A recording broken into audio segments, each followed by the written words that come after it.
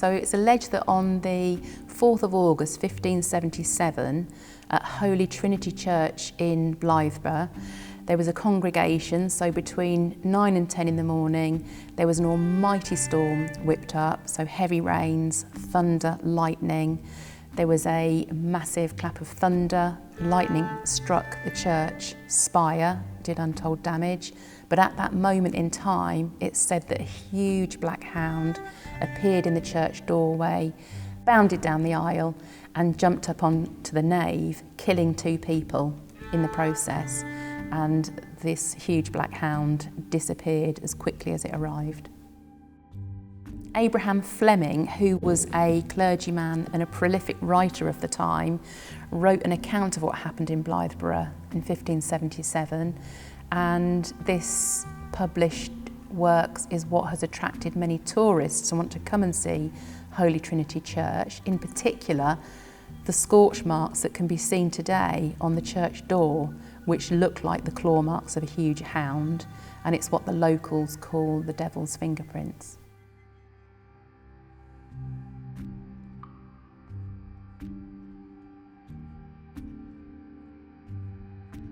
So Black Shuck or Black Shuck is a huge black ghostly hound that's said to roam the East Anglian countryside and the coastline area.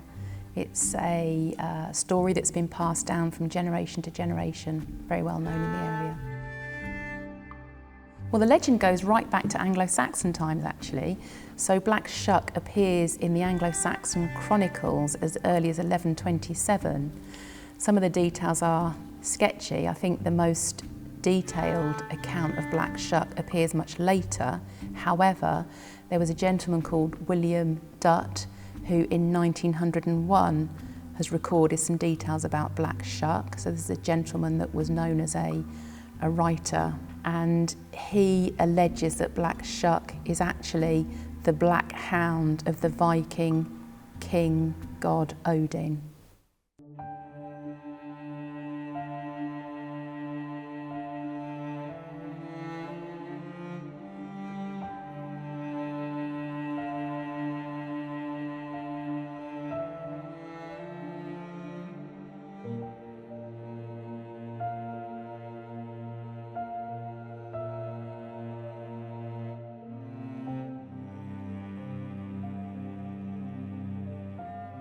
So it definitely, for people from Norfolk, means more than just a tourist attraction. It's a very real story.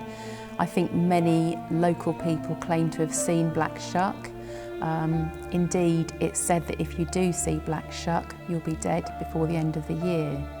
I'm pleased to say that I know people that have alleged to have seen Black Shuck that are alive to tell the tale.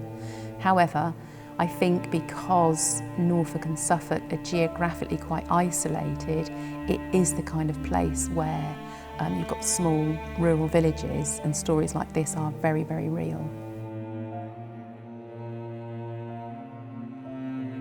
I think, like many legends, Loch Ness, Bigfoot, that kind of thing, I think Black Shuck has lived on. It's definitely lived on in this area. You know, Norfolk and Suffolk are very picturesque parts of the country. As I said already, it's rural, it's quite isolated, and it's the kind of place that stories will be passed down, but it's definitely a story that is believed in. It's not just a story that's, you know, it's a story that's believed in and has been told from generation to generation, and that has helped it live on.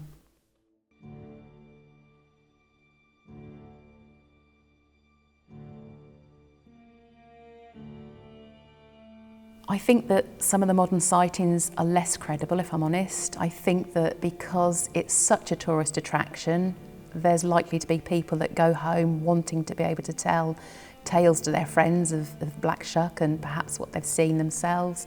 I think that many local people who have grown up with the story have wanted to see Black Shuck, so there have been recordings of sightings. Some of them, to be honest, are more credible. I've heard stories of even children that have, quite as young as 4, that have actually recorded sightings of seeing these huge black hounds that have appeared.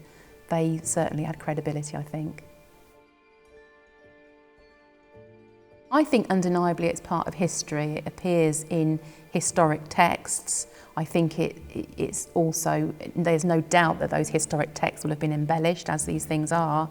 So I think it also exists and has a special place. And I think that obviously there's an element of myth and legend to it, but I do think that it's a story that has secured its legacy as a medieval legend and modern mystery.